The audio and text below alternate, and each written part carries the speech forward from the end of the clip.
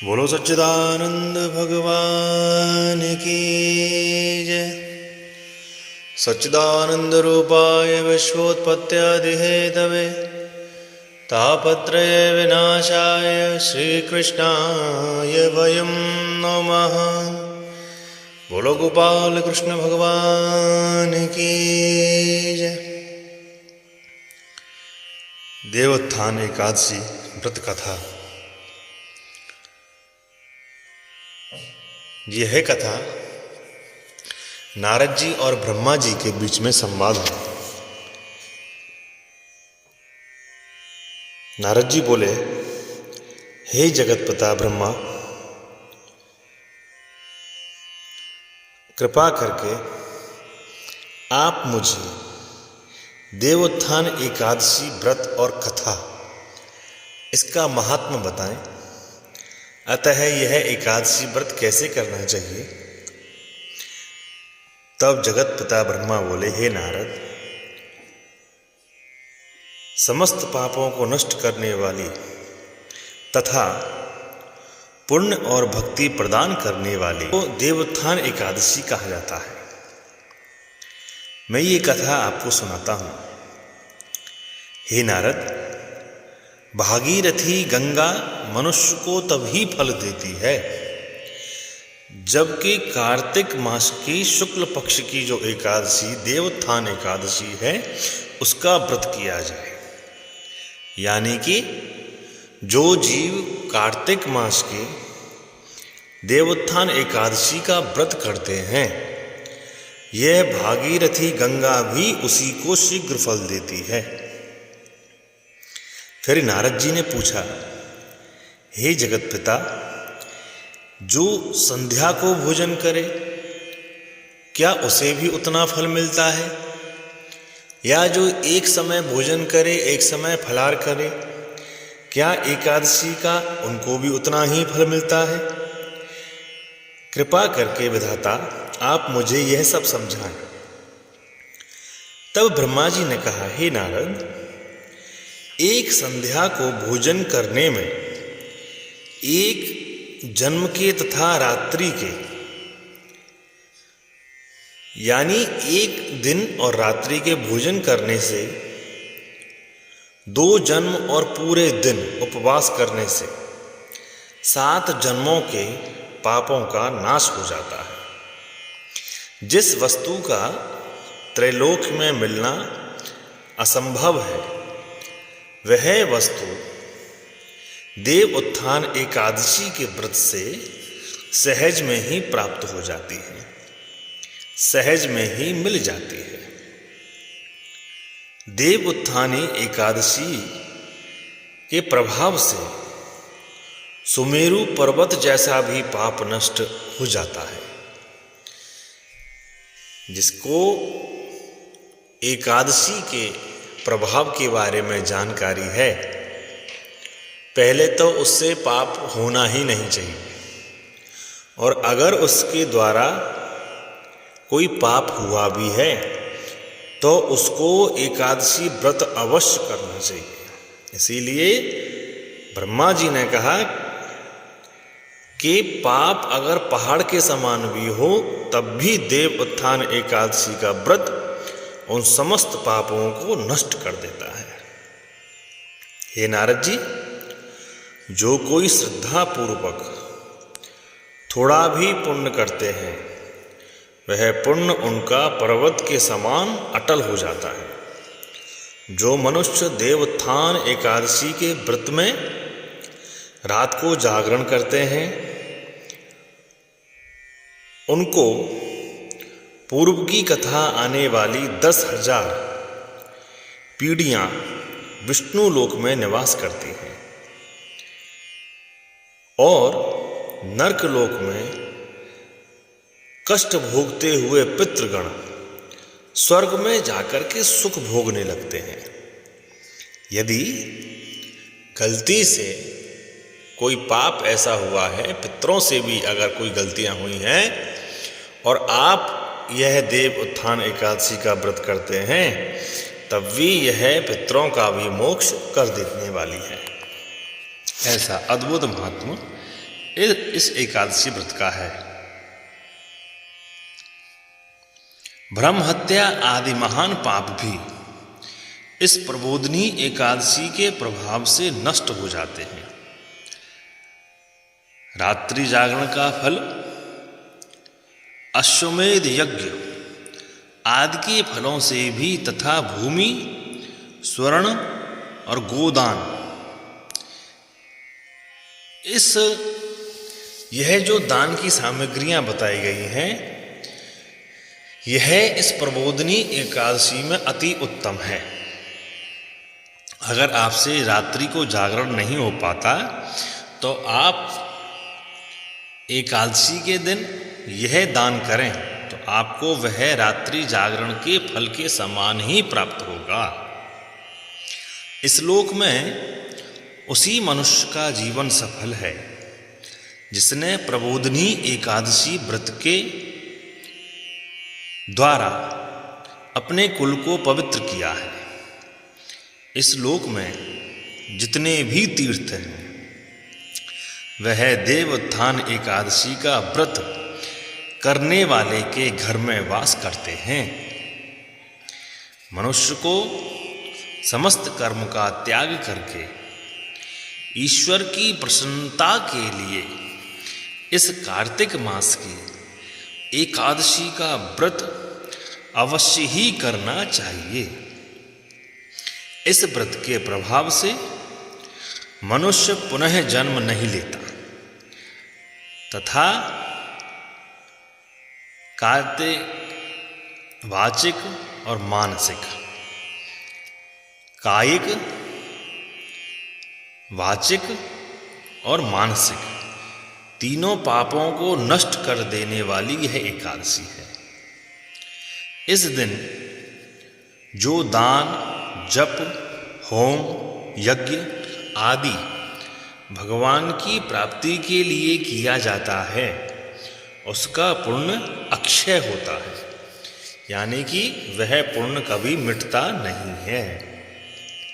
प्रबोधिनी एकादशी के दिन जागरण करने का फल सूर्य चंद्र के ग्रहण में गंगा स्नान करने का जो फल है वह फल इस मनुष्य को प्रबोधिनी एकादशी से मिल जाता है। वह समस्त पुण्य इस प्रबोधिनी एकादशी के व्रत के आगे छोटे लगते हैं। अतः है नारद, तुम्हें भी विधि पूर्वक भगवान विष्णु की पूजा करनी चाहिए। जो लोग इस एकादशी के दिन दूसरों के घर में भोजन करते हैं वह उत्तम नहीं है। हो सके तो जल भी अपने ही घर का लें, फलाहार भी अपने ही घर में करें, तभी आपको उत्तम फल मिलेगा। कार्तिक मास में जो मनुष्य भगवत कथा को थोड़ा या अधिक सुनते व पढ़ते हैं तथा दूसरों को भी सुनाते हैं, उनको 100 गोदान का फल सहज में मिल जाता है। जो लोग प्रबोधिनी एकादशी के दिन विष्णु की कथा सुनते हैं उन्हें 7 दीपों के दान का फल प्राप्त होता है तथा वह उत्तम लोक को प्राप्ति करते हैं। इतनी सुनकर नारद जी ने पूछा, हे जगत पिता, अब आप एकादशी के व्रत का विधान भी कह दीजिए।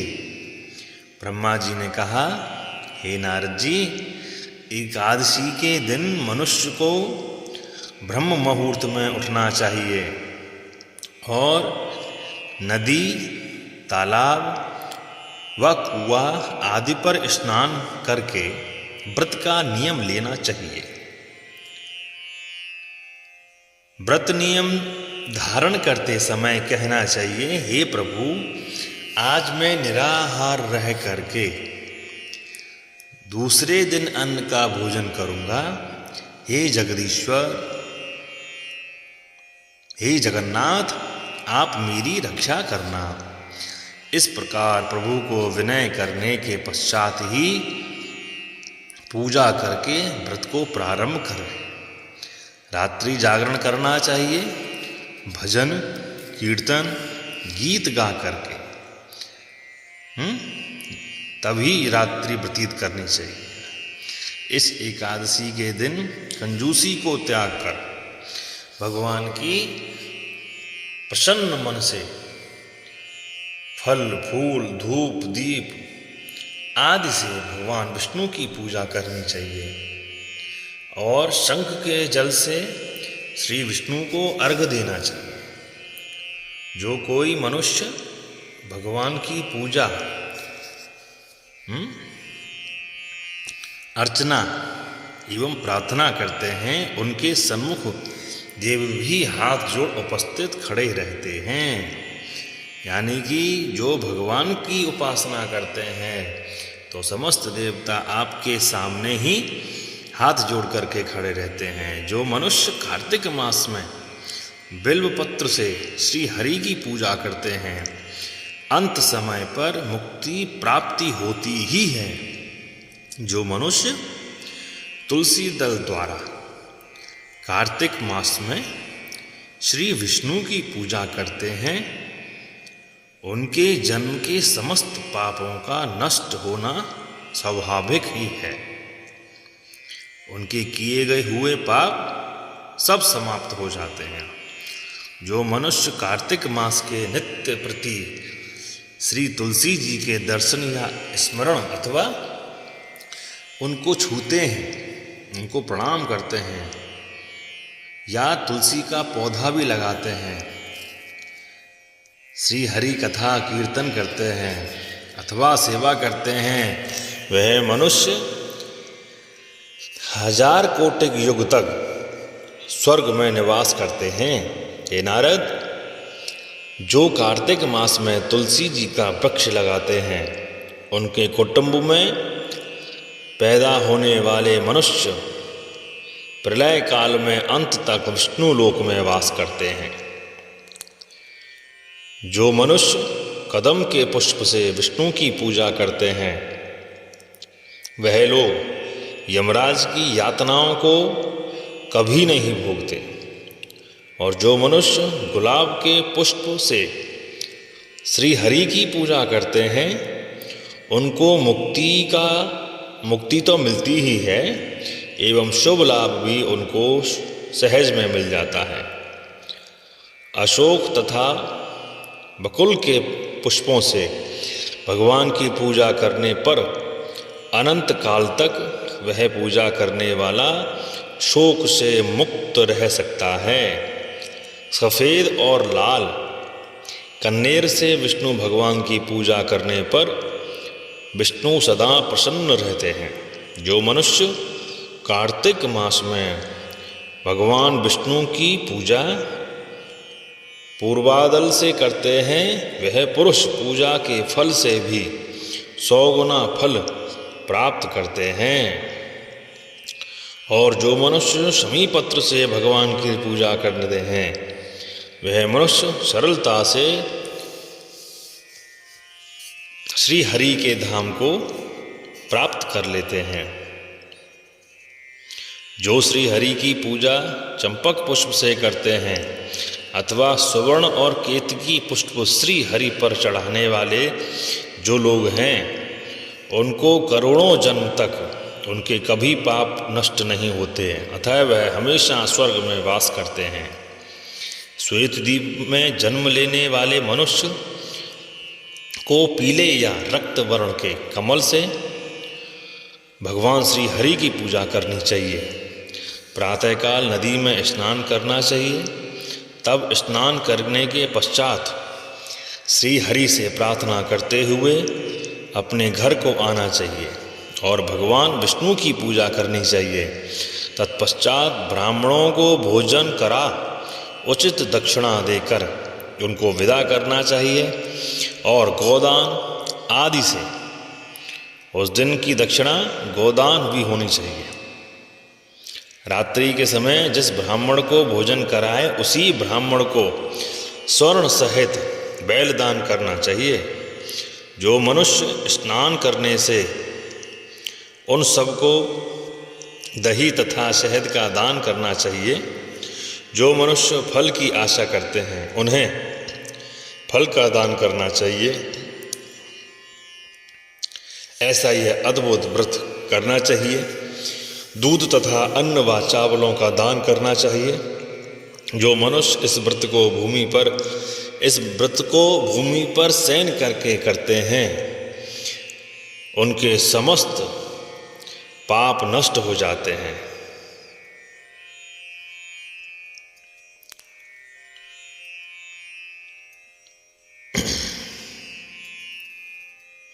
और इस व्रत में मौन धारण करने वाले को स्वर्ण सहित तिलों का दान करना चाहिए। जो बालों को धारण करने वाले हों उन्हें दर्पण का दान करना चाहिए, यानी कि स्त्रियों को रूप स्वरूप के लिए दर्पण का दान ब्राह्मण को करना चाहिए। तथा जो मनुष्य इस व्रत में कार्तिक मास में उपाहन धारण नहीं करते हैं उन्हें उपाहन का दान करना चाहिए। तथा नमक त्यागने वाले को शक्कर का दान करना चाहिए। जो मनुष्य देव मंदिर में नित्य प्रति दीप जलाते हैं उनको ताम्र या स्वर्ण के दीप में घी की बत्ती लगा करके दान करनी चाहिए। जिस मनुष्य से चतुर्मास व्रत में जिस वस्तु को त्याग दिया है उसे भी दान करना स्वाभाविक ही है। अर्थात एकादशी के व्रत में जो आपने वस्तु पहले छोड़ी हैं उन वस्तुओं का ब्राह्मण को दान करना चाहिए। जो मनुष्य देवोत्थान एकादशी के दिन विधि पूर्वक श्रद्धा और भक्ति के साथ व्रत करते हैं उन्हें अनंत सुख मिलता है और वे स्वर्गलोक की प्राप्ति करते हैं। इस दिन कांचरे का सागर बनना चाहिए, यानी कि फलार में कांचरे का सागर होना चाहिए। यह देवोत्थान एकादशी अद्भुत है, इसका फल भी अद्भुत मिलता है। लेकिन आप अगर व्रत करते हैं, आप पूजा करते हैं और आप श्री हरि की आराधना करते हैं तो इसमें सबसे पहले आपकी श्रद्धा होना बहुत जरूरी है। एकादशी फल देने वाली है, इसमें कोई संशय नहीं है।